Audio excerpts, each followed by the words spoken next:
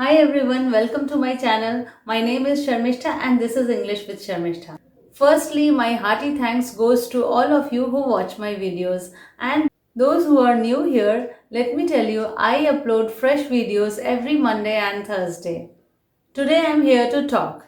Yeah, just to talk. I am a talkative person and I have traveled a lot within India.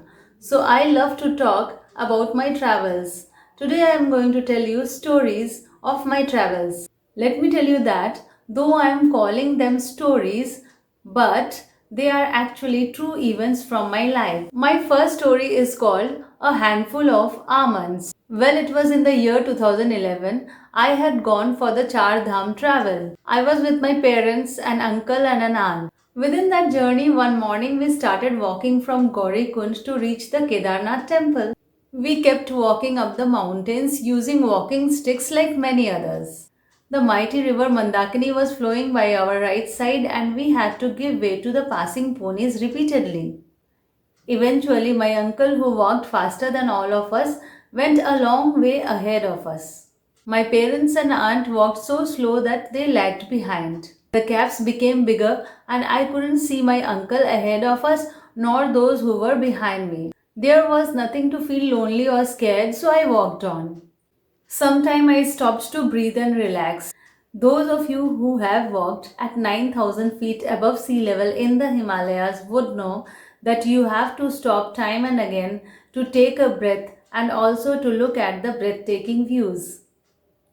The climb was making me feel hot and I took off my jacket. But whenever I had to stop for 5 minutes or so, the wind made me feel the chill and I had to put the jacket back on. On one such moment, a boy about 16 or 17 years old came to me and asked me whether I was feeling cold. I said yes and he asked me from where I had gone there and I asked him the same questions and we started conversing. And I got to know that he had gone there from a village of Uttarakhand. That means he was a local boy. While talking to me in a friendly way, he gave me a handful of almonds.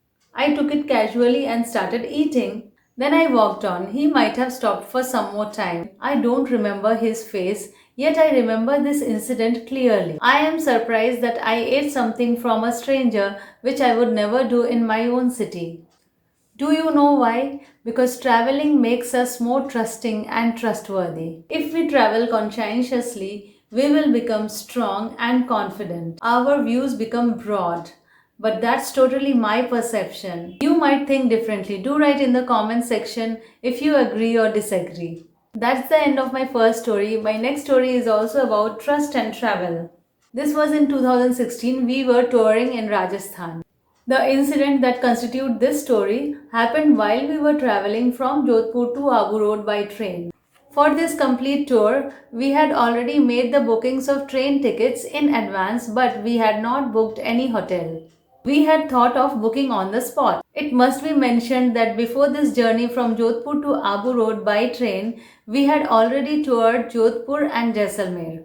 But this train from Jodhpur to Abu Road was supposed to reach Abu Road at 9:30 pm. Sitting in the compartment, we were discussing anxiously how we would get a car from Abu Road to Mount Abu and get a hotel so late at the night. There was a man in his 50s in the train watching his phone and laughing aloud. My mother whispered in my ear that she didn't like him. I told her it's okay, he might be watching some comedy. It was around 6 pm. A vendor came selling tomato soup. We took cups of soups from the vendor, and the man who was sitting there watching over his phone also purchased a cup of tomato soup. To have his cup of soup, he kept his phone aside and started listening to our conversation while sipping his soup. He was obviously traveling alone. He said after a while that he was an owner of a hotel in Mount Abu and we could stay at his hotel if we wished. We were happy and surprised at his offer. He called at his hotel and asked his staff to make 2 rooms ready for us. He also told us that his hotel was located by the side of Naki Lake at Mount Abu, a beautiful location. Moreover, he arranged a car for us. We got down at Abu Road and he went away to get his car and also promised us to send a man to get our luggage to the car which was arranged for us. Before the man sent by him came, we passed 10 minutes in anxiety, some of us thinking that he was lying. Before long, a man came to us and told us that our car was waiting. He took our luggage and led us to the car. Our car followed that man's car, and truly a beautiful hotel near the Nucky Lake was waiting for us. We got our two cozy rooms. Even today we wonder how could we trust this man who was a stranger, Mr. Bhatia. If ever he watches this video, my hearty thanks goes to him. Again I learned how to trust. This is the magic of travel. There are numerous other stories of incidents that happened during our travels. So a traveler can easily become an author. Now the point is, why did I tell you the stories? My purpose was to make you listen to the stories and understand how easy it is to talk in English and to say whatever you want to say in English. That's all for today's video. I hope my purpose is fulfilled. If you liked my video, do like, share and subscribe to my channel if you haven't already. Keep listening, keep talking and do take a very good care of yourself till I come with my next video. Bye for today.